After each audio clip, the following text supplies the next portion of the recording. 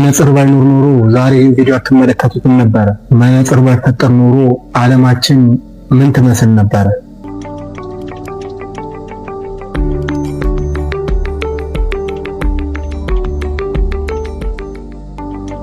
አንድ ቀን ጧት ከእንቅልፋችሁ ስነቁ ዓለም ጭጋግ በጭጋግ ብትሆን ምን ይሰማችኋል? ምናልባት የምታነቡት መጽሐፍ፣ የምትጠቀሙት ስልክ፣ እንደዚሁም ሰዎችን ራሱን ላለማየት ብትሞክሩና ሰዎችን ማየት ባትችሉ ምን ይፈጠር ይመስላችሁ ነበር? ብዙ ሰዎች መነጽርን እንደ ፋሽንና ለሕክምና ዘርፍ አድርገው ይጠቀሙታል። ነገር ግን መነጽር ይሄ ብቻ አይደለም ስራው። ምናልባት መነጽር ባይኖር ኖሮ ዛሬ የምናውቃት ግድንግዷ ስልጣኔ ባልኖረች ነበር። ወላሂ ላዚም ማለት ዛሬ በዚህ ቻናል መነጽር ስላዳነው ዓለማችን ትልቁን ሚስጥር ዛሬ እዚህ ቻናል ላይ ዘረግፏል። ከኔ ጋር ሆኖ ከመነጽር መፈጠር በፊት አንድ ሰው እድሜው ሲገፋና አይኑ ማየት ሲያቆም የሚሰራውም ስራ በዛ ልክ ያቆም ነበር። ምንም አይሰራም ነበር ማለት ነው። መነቃነቅ ብቻ ነው። ይህ ማለት ደግሞ የሰው ልጅ እውቀት በየጊዜው ይቀሰፋል ማለት ነው። በጥንት ዘመን የሮም ነገስታት እንደ ዝርክም ያለ ድንጋይ ኢምሮይድ አይናቸውን በመያዝ ነገሮችን ለማየት ይሞክሩ ነበር። ነገር ግን የመጀመሪያ ትክክለኛው መነጽር የተሰራው በ1280ዎቹ አካባቢ ጣሊያን ውስጥ እንደሆነ ይታመናል። መጀመሪያ ላይ መነጽር የሚደረገው እንደ ዛሬው ጆሮ ላይ በማንጠልጠል ሳይሆን እንደ መቀስ አፍንጫ ላይ በማንጠልጠል እንደዚሁም በመቆንጠጫ ነበር። ዛሬ መነጽር ባይኖር ኖሮ እነዚህ የምንጠቀማቸው ግዳንግድ ነገራቶች፣ እነዚህ ሶስት ነገራቶች ባልኖሩ ነበር።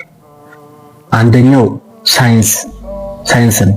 መነጽር ባይኖር ኖሮ ምናልባት ሌንስ አይኖርም ነበር። ሌንስ ከሌለ ደግሞ ቴሌስኮፕ እና ማይክሮስኮፕ የሚባሉ ነገራቶች ባልኖሩ ነበር።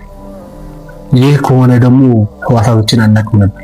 ይህ ማለት ደግሞ አንድ በሽታ በተፈጠረ ቁጥር ለበሽታው መድኃኒት ማግኘት አዳጋች ነበር፣ አይታወቅም ነበር ማለት ነው።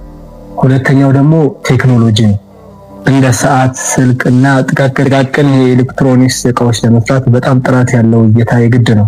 መነጽር ባይኖር ኖሮ እነዚህን ረቂቅ ነገሮች የሚሰራ ሰው ባልነበረ ነበር።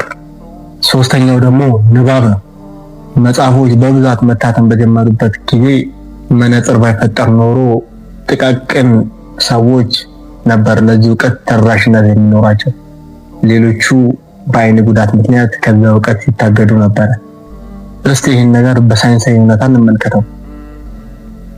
የሚገርመው ነገር መነጽር የሰው ልጅ የመስራት እድሜ በአማካይ በ20 ዓመታት አረዝሞታል።